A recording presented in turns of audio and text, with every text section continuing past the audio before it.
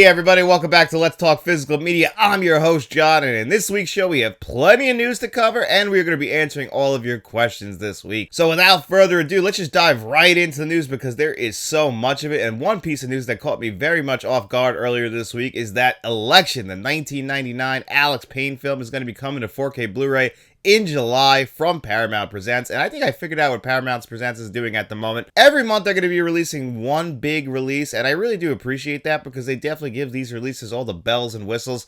You just saw my review for Once Upon a Time in the West on 4K Blu-ray. Earlier this year, you saw my review for Primal Fear. And next month, we're going to be getting Chinatown, one of my all-time favorite films on 4K Blu-ray.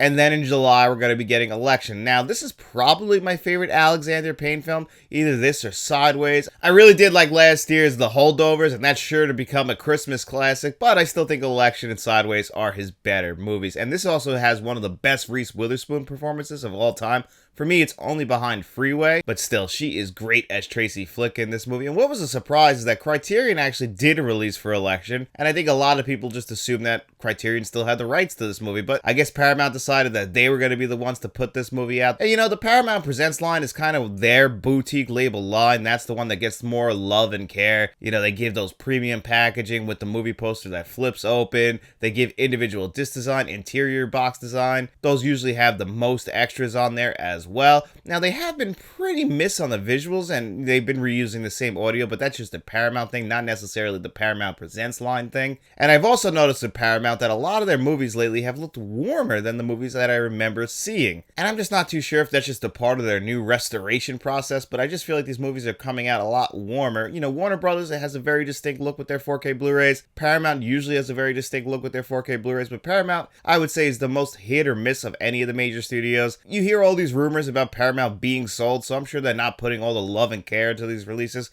but it does seem like they do put most of their love and care into these Paramount Presents releases, which I really do appreciate, because if they consider that to be their best release for each and every single month, I do want them to put as much heart and soul into it as they possibly can. And Election is a great movie, and it definitely deserves a 4K Blu-ray release, so I'm definitely very happy with that. And speaking of Paramount, they're going to be releasing a 4K Steelbook on July 16th that I absolutely cannot wait for. I have the previously released Blu-ray, and I'm talking about the SpongeBob SquarePants movie. This is the original movie that came out, I want to say, in 2004. This really marked the end of SpongeBob for a lot of people, including myself. I was a big SpongeBob fan growing up. Born in 1992, the first episode of SpongeBob aired after the 1999 Nickelodeon Kids' Choice Awards. I used to watch the Nickelodeon Kids' Choice Awards every single year.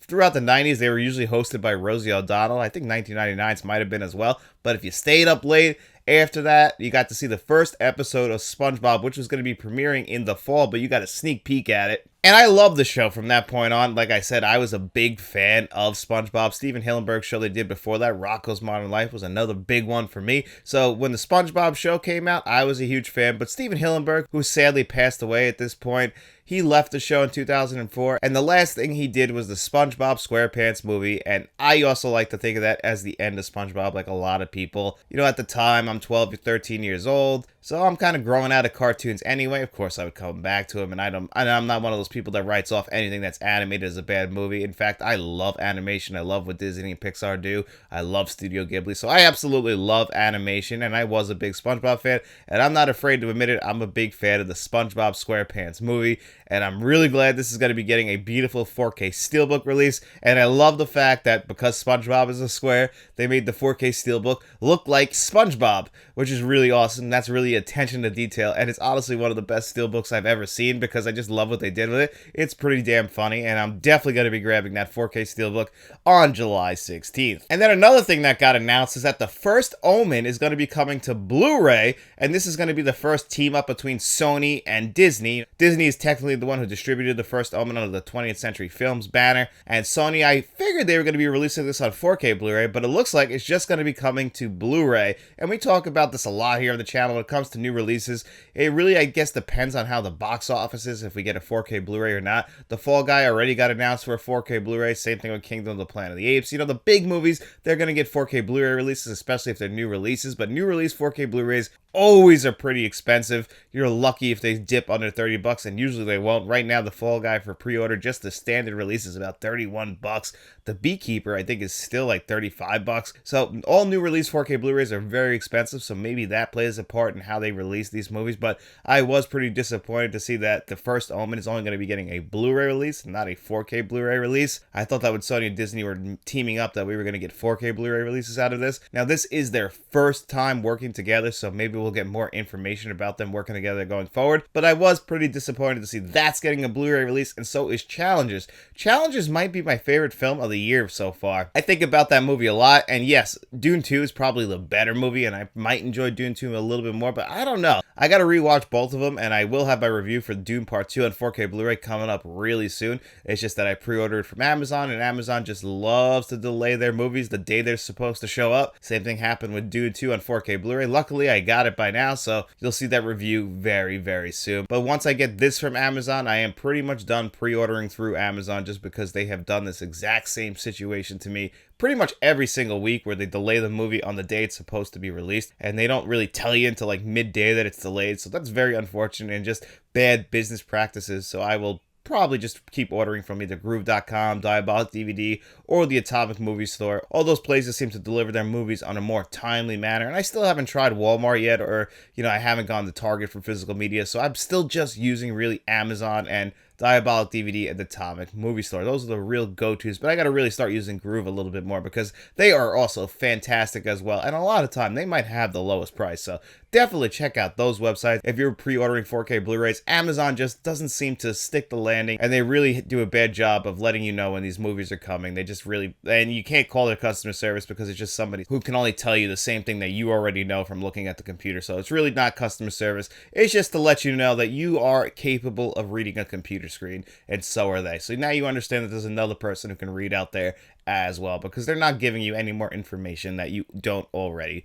know. So that's a little bit disappointing. Then the other news we got this week is that Criterion announced their August 2024 4K Blu-rays and Blu-rays that they will be releasing. And the big one that a lot of people are excited about is The Last Emperor. This is the 1987 Best Picture winner, and I believe won 7 Academy Awards. And believe it or not, the 1980s, the movies that are most famous from the 1980s really weren't Best Picture winners. And most of the Best Picture winners at this point have been forgotten. A lot of people haven't forgotten about The Lost Emperor. This actually received an Arrow Video 4K Blu-ray release, I want to say like 2 years ago now. Criterion usually will be the ones to distribute it here in the United States, but usually they team up with Studio Canal. It's weird that I don't remember, or at least off the top of my head, where Arrow released something. Actually, that's not true. Videodrome did the same thing. Videodrome got an Arrow 4K Blu-ray release in the UK, and then over here in the United States, we got the American 4K Blu-ray released through the Criterion Collection, and that's the same thing that's happening with The Last Emperor. And this is a movie I know a lot of people love from the 1980s. It is such a well-made movie. It definitely deserves the Best Picture winner, even though it has been forgotten. Came out in 1987, that's the same year that RoboCop came out. So RoboCop, in my heart, is a better movie, even though The Last Emperor really does deserve to be recognized. But throughout the 1980s, there were so many movies like this that won Best Picture. Out of Africa is a Best Picture winner. How many people go back to Out of Africa? I personally love Gandhi. That is a great Best Picture winner. But, again, the movies that beat that year, can you argue? But still, Gandhi is one of my favorite epics of all time. Directed by Richard Attenborough, the guy who plays John Hammond in Jurassic Park. He does a fantastic job directing the hell out of Gandhi. That definitely deserved it. Ordinary People, directed by Robert Redford, that came out, I want to say 1980, is the Best Picture winner. Really enjoy that movie as well, but that movie is another one where you're like, did that deserve Best Picture? It's just that those movies I don't really think illustrate what the 1980s films are. I guess those are more of the highbrow movies that the critics were loving throughout the 1980s, because critics, especially in the 80s, they could be a little bit snobby and snooty, and they're just really into like those certain highbrow movies, and they always wrote off horror movies throughout the 1980s, action movies. They still write off horror movies, action movies, comedy movies, anything that isn't thought-provoking and, real big dramas. It sometimes will have like a thriller or a horror movie kind of like slip in there, as long as they float the line. Maybe a sci-fi movie. We saw this with Everything Everywhere All at Once, but for the most part, those kinds of movies do not get recognized by the Academy, so I shouldn't be surprised what the 1980s Best Pictures winners were. It just seems like in the 1990s they were doing a little bit better, even though it does have some atrocious misses as well. The Academy really isn't the be be-all, end-all when it comes to great films, because they only really recognize a certain group of films, and The Last Emperor kind of falls into that, but it is still a great film. But that wasn't all that we got announced. We also got announced 2 Albert Brooks movies, and I'm a big fan of Albert Brooks, but the 2 movies they announced I actually haven't seen, and I'm actually excited to check them out, although I did see some people who aren't fan of these movies. I mean, he made Lost in America, which I think is a really good movie, and he also made one of my favorite movies, Defending Your Life, with him and Meryl Streep, and what's his name is in that movie as well.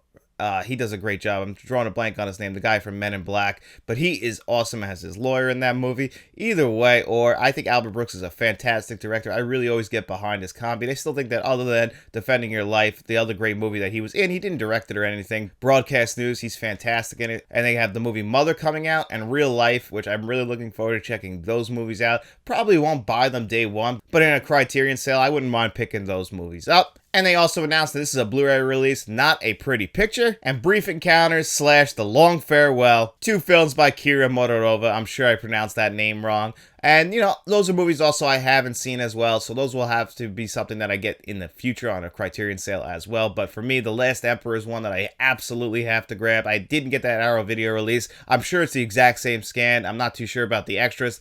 We might get some stuff that overlaps, but we also might get some Criterion exclusive stuff, and Arrow Video might have some exclusive stuff. That's usually what happens with these types of releases. We saw that with Peeping Tom at Studio Canal and Criterion. I actually think there might be one extra difference between the Peeping Tom Criterion and Arrow Video release, but I have to double check that. But for the most part, it should be the exact same scan. So there really was a lot of announcements in the world of physical media this week. Also, one little quick thing, because I'm just looking so forward to Prince's Purple Rain coming to 4K Blu-ray, and Warner Bros. Did their official big announcement this week announcing what it was doing, and they announced that it's getting a brand new audio upgrade, and it is from an 8K scan. So we might be eating good in the neighborhood when it comes to Purple Rain, which is one of my most anticipated 4K Blu-rays ever. And sometimes a movie that you anticipate coming to 4K Blu-ray doesn't quite stick the landing. Once Upon a Time in the West did that. I absolutely love that movie. It's one of my favorite westerns, one of my favorite films of all time. The 4K Blu-ray was overall great, but it wasn't a 10 out of 10. You always want a 10 out of 10 from your favorite movies on 4K Blu-ray,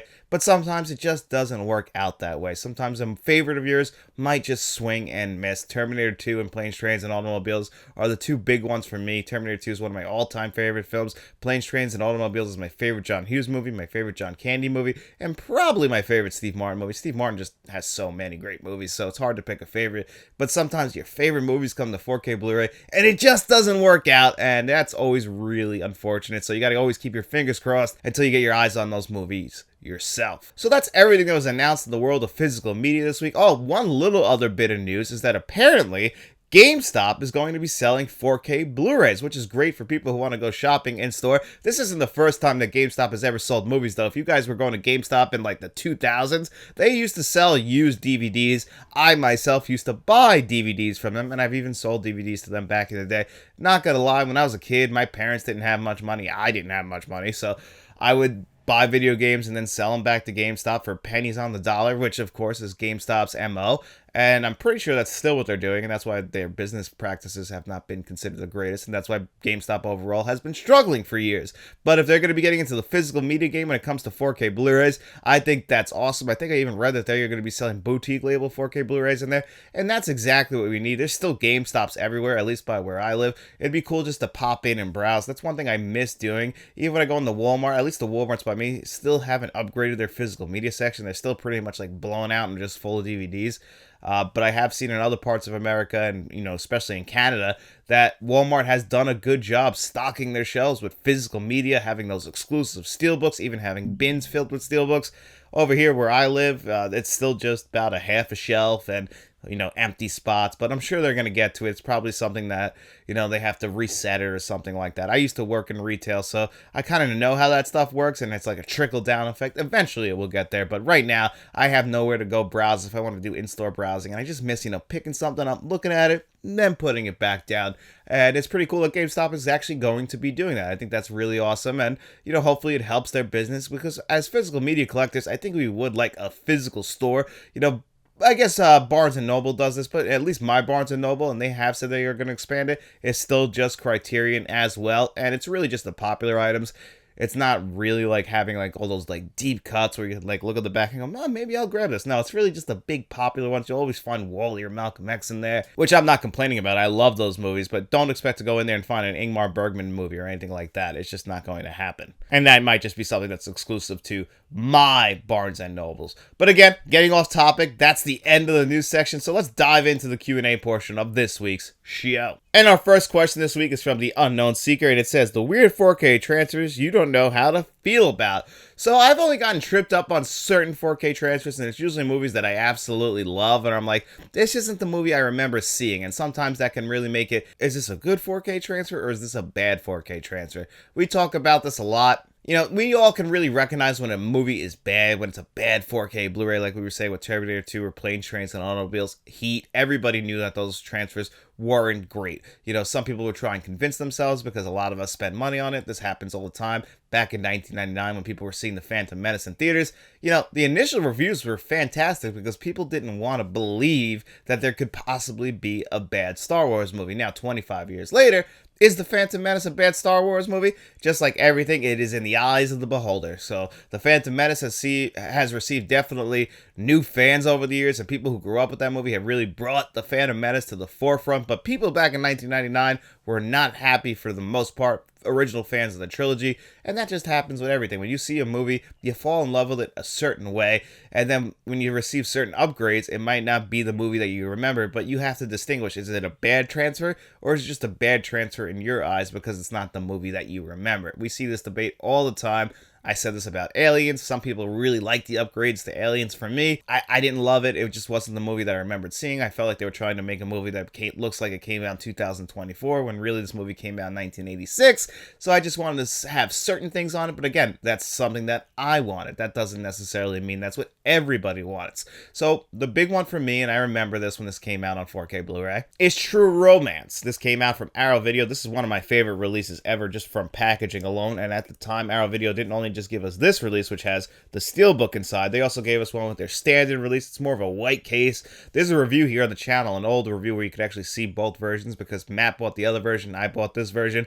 Very old review, but if you do want to see both packages, you could definitely check that out. We weren't great yet, so, you know, it's really up to you. But when this came out, this is one of my favorite movies of all time. I've always loved True Romance from the first time I saw it. Remember watching this with my stepdad back in, like, I want to say 2007, and I just fell in love with the movie, and it makes a lot of sense. Tony Scott is one of the most underrated directors of all time. I usually love all of his movies. He has a certain style that just works for me, and then this movie was written by Quentin Tarantino. Even though Tarantino, I don't think, likes the final product and all the decisions that were made for this movie, either way, you team up a Quentin Tarantino script with a Tony Scott movie, I'm all in on that. It's going to look great, and it sure does look great. But when they went to 4K Blu-ray, this movie became a lot more colorful, a lot sharper. Everything I remembered about this movie was very faded, despite the fact they spend a lot of time in Los Angeles. This movie does start in Detroit. It's very snowy, but there would just be certain colors that popped off the screen. I'm like, I don't know, this looks almost too good to me, and this isn't the movie I remember. Now, it did take me a little while to come around on it. Now I consider this the definitive edition. It's something that, I think it's like a phenomenon almost. Like, I always would see new graphical updates to video game systems, and I'd be like, oh, this doesn't look good. And then eventually I feel like your eyes adjust, and then you're like, okay, no, this is great. So sometimes you got to take a step back for a little while, and True Romance was one of those 4K Blu-rays for me that I just didn't know how to feel about it because I knew it was a great 4K transfer. It's just, it wasn't the movie I remembered. And when you're reviewing 4K Blu-rays, you have to really think about all of these things. You have to be objective because certain people are going to feel a certain way about certain things. So the one thing I like to do in my 4K Blu-ray reviews is try and look at it from other people's perspective and not just my own, despite the fact reviews at the end of the day are opinion based. Every review that you ever see is based on opinion. You know, you take the facts in, but then you give your own opinion based on what you're seeing. So at the end of the day, you are giving your opinion, but you try and look at it through other people's eyes. If other people did that throughout everything in the world and try and look at something through somebody else's eyes, maybe there wouldn't be so much hate in this world. But I try and do that with my 4K Blu-ray reviews because I know some people are going to think this movie might look bad because they made these changes, while other people are going to think they look great because they've made these changes. Again, in the eyes of the beholder, and that's exactly what happened to me with True Romance. And then another two examples from earlier this year actually is Footloose and Primal Fear. These are both Paramount releases. Footloose is one that, you know, gets knocked and dragged through the mud with the 4K Blu-ray release and the previously released Blu-ray. And then I talked to some people who have told me, that's just kind of how the movie looked. It just doesn't have the greatest source material. Source material is a big thing with 4K Blu-ray transfers. If the source material is in rough shape, not everything can be cleaned up and giving us brand new 8K restoration transfers.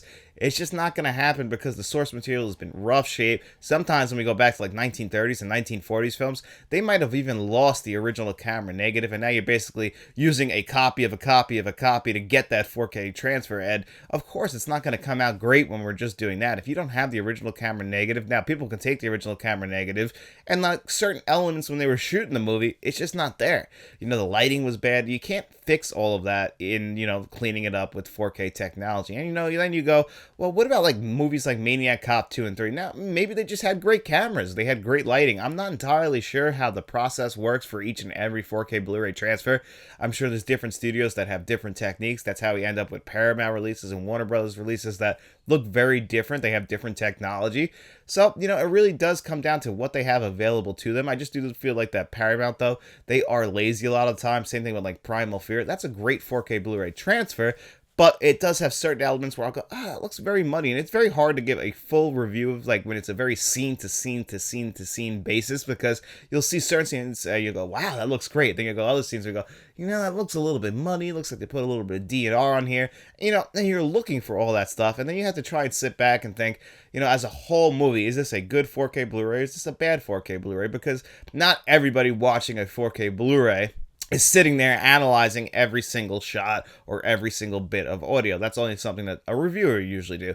A normal person is just going to put the movie in and watch the movie for what it is, and they're probably not going to think about certain little bits of mistakes. And that's what I try and focus on in my 4K Blu-ray reviews, which might be a little bit different than other people's, which is I don't go into every single technical aspect because that doesn't paint the whole picture. A spreadsheet of stats does not give you a great 4K Blu-ray transfer. It doesn't translate to the eye like that. I try and go by what your eyes are going to see, how you're going to actually view it. Not everybody's sitting there with a stopwatch and, dropped in bitrate. It's just not going to happen for everybody. I know some people love that stuff. Don't mean to insult you, but for me, I try and do my 4K Blu-rays on actually what I am seeing and what you guys are going to see. And sometimes, like, when I bring that to you guys, I try and present it to you in a very different type of way so that you understand that this is what you're going to see, but it might not look like how you used to see it. And those are always the hardest 4K Blu-ray reviews to do. And that is a great question. I really did appreciate that. Thank you so much, buddy. And this is the first Kevin Kruger question, and he wrote, what movie scenes that include animals are the hardest to watch?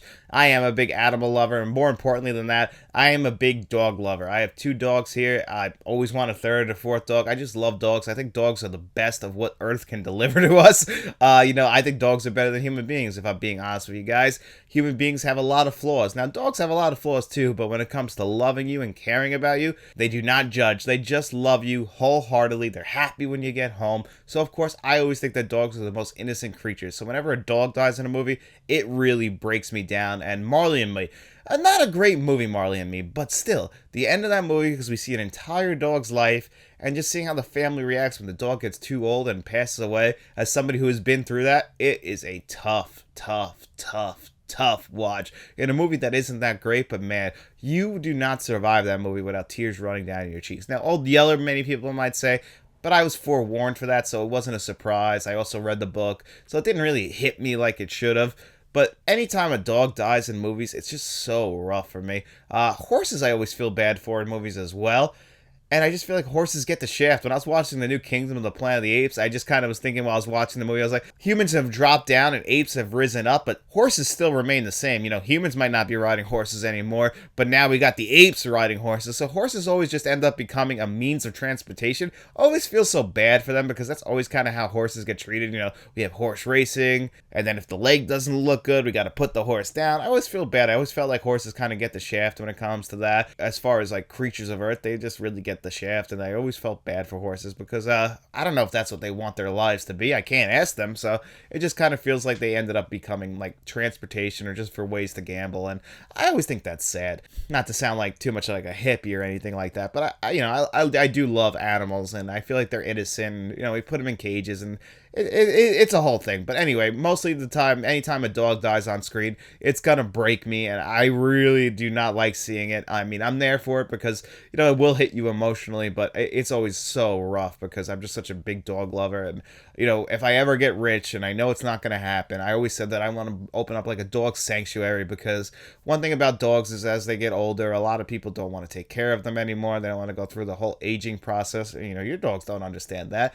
I want to give like a big farm for like senior dogs to live out their golden years like human beings get to, where they could just, you know, spend their last like couple of years and relaxing, being around other dogs, like grazing fields, you know, just something that you would appreciate if you were that age, instead of having to die in these kill shelters. It just really does make me sick to my stomach. And this is a movie show, so I don't want to make you guys upset or anything like that. So anytime there's a dog in a movie that dies, that's always going to be the toughest for me. And this is actually a question. This isn't necessarily a question. It's actually, you know, I kind of answered earlier in the show, but this is from Nick Chang, and he wrote, will you be doing a review of Dune 2 4K, John? I picked up my copy from Target yesterday, and there were only 2 copies left when I got there. I watched both films together, and it dwarfs David Lynch's half-baked 1984 attempt in scope and substance, LOL. To be fair to Lynch's credit, the film went through over a decade of development hell, and the budgetary constraints, resources those days just couldn't come close to production in the epic magnitude. Yeah, and you know what's funny is I actually really do like 1984's Dune, directed by David Lynch. David Lynch is one of my personal favorite directors of all time.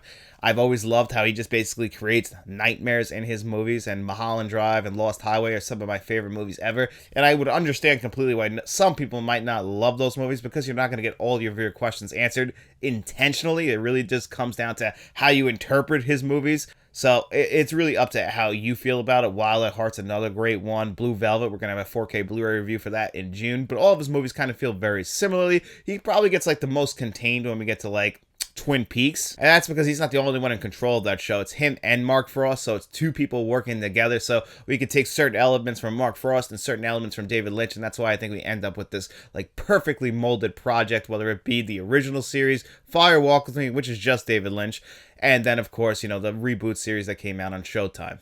And actually, funny enough, David Lynch has said he has more ideas for another season of Twin Peaks, and I'm all there for that. Twin Peaks is one of my favorite shows ever. Love that show. But anyway, yeah, Dune from 1984. It's very ambitious. I actually do love some of those effects, despite how cheesy they may be.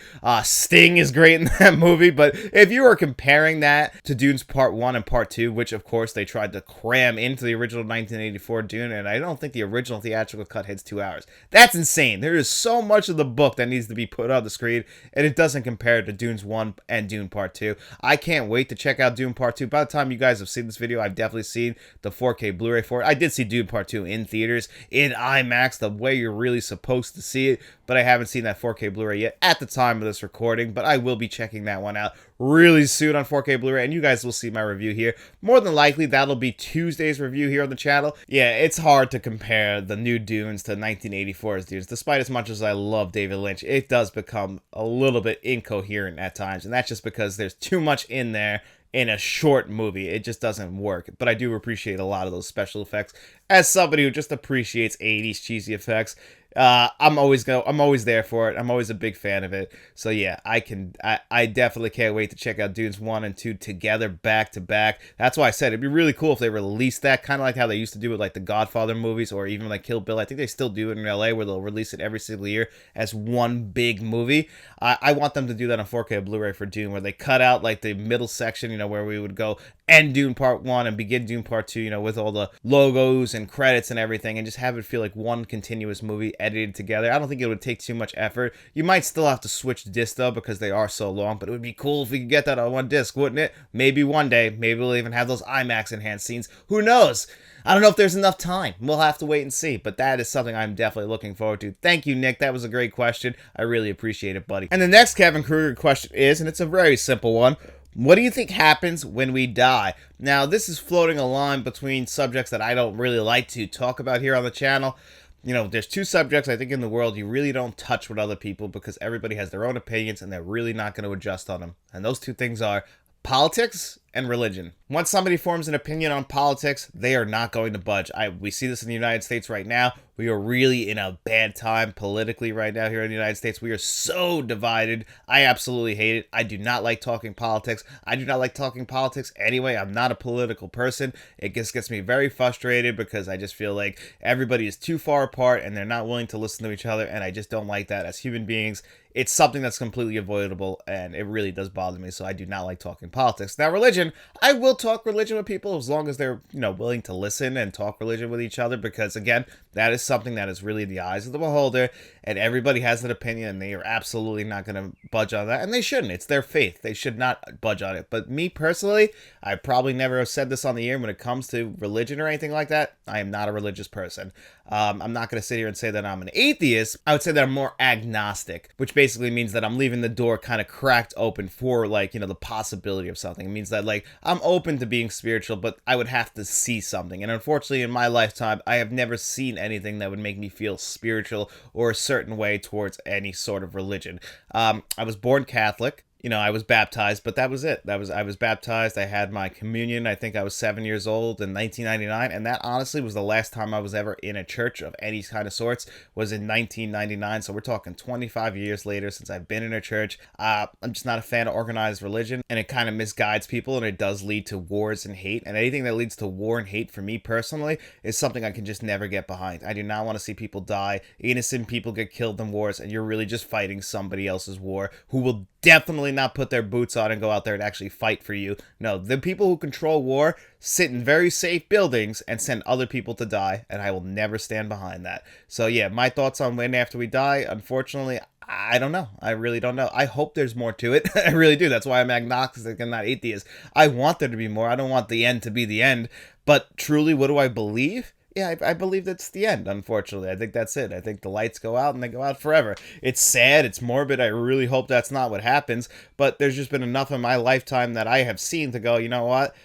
If there's more to this, they're really doing a bad job, because once a child dies of cancer, that's something I could just never look past, because not only does that child, an innocent child, die of cancer, but now their parents, their grandparents, brothers and sisters, nieces, nephews, whatever it be, friends and family have to struggle their entire life with the burden of that will never leave those people. I could just never sit there and buy into that. I just won't do it. It really does. I would have to see some proof, is basically what I'm getting when it comes to organized religion or any sort of religious beliefs, and what would happen after we die. I would just have to have somebody present that to me in a logical manner that I would be willing to open up to. And let's just be honest, I kind of do keep that door closed, but I am willing to listen, and I also respect everybody's spiritual beliefs, no matter what it is. I do not pick a religious side. Whatever your religious beliefs are, I fully support you, because God knows I'm not right about this, and I don't think anybody knows for sure. My wife, Faith, just to put this into a little bit more context, is a very, very, very big Christian. She's a full supporter of the Christian religion. She says she prays for me, everything. She does pray. She's somebody who supports the Christian religion, and I support her. I don't go knocking her religious beliefs, and I'll never knock anybody else's religious beliefs as well. Again, a very dark topic for this show, but if you ask the question, I will answer it to my best of abilities. And that was a great question, Kevin. Thank you so much. And Kevin Kruger's last question that we're going to answer for this week is, what are the most unbeatable records in sports? So I think the hardest one that no one is ever going to beat is Joe DiMaggio's hitting record. I think it's 54 games in a row, and I just don't think that's ever going to happen, not in the world of great pitching that we have now. That's one that'll never get touched. I also think the receiving yards record, despite the fact we have a 17-game season right now, it doesn't seem like anyone can get close. It just feels like people teeter out. Tyreek Hill, I thought he was going to get it this year. He can't beat it. Megatron, he got the record, but he didn't cross 2,000 yards. I keep expecting a wide receiver to cross 2,000 yards. These guys start off hot, but in the world of football nowadays, and with injuries and these big defensive linemen, it's very, very, very hard to break that receiving record. So I would have to say the receiving record and Joe DiMaggio's hitting record are the two that I just cannot imagine being beaten. I'm sure they will eventually. No record lasts the test of time, but I do think that those are the hardest. The passing touchdown record, for a long time, we didn't think it was going to get broken. Now it gets broken like every other year. I remember when Peyton did it the first time, I was like, wow, that's a crazy record. Now it's like, who's going to break it this year, guys? So I do think that those are the hardest records to break in sports, and I just can't imagine that. Also, if you're a NASCAR fan, Richard Petty won 200 NASCAR Cup Series races. The closest one to him, I believe, has 101. And Jeff Gordon, my favorite driver of all time, has 94. So that should just tell you nobody's going to touch Richard Petty's 200 wins. And in the world of modern-day NASCAR, forget about it. Even Jeff Gordon in 1998 won 13 NASCAR Cup Series races. At this point, the closest we can get is somebody winning 10. So that was a modern-day NASCAR record. Nobody will beat that record as well, and I don't want them to. I want Jeff Gordon to hold on to that record. But that's going to do it here for us on another episode of Let's Talk Physical Media. If you have any questions for next week's show, make sure you leave those in the comment section below. If I didn't answer your question on this week's show, I promise you guys I will answer it on next week's show. If you want to continue to support this channel, the best way to do that is just by simply liking this video, subscribing to the channel, commenting, sharing, all of that good stuff that really helps YouTube to keep pushing this channel and pushing these videos. And we also have channel memberships, which we do a channel membership giveaway at the end of every single month, no matter if you're a friend of the channel, a producer like John Doe Juggalo, Jason Morton, and Mr. Smelly Potato, or you are a director like Frank from Frank's Media and Reviews, you will be included in that giveaway. But either way, if you have no money to throw away, we don't mind at all. We just hope you enjoyed this video. And if you did, make sure you get out in those streets, tell your friends about us, and then we'll be seeing you around.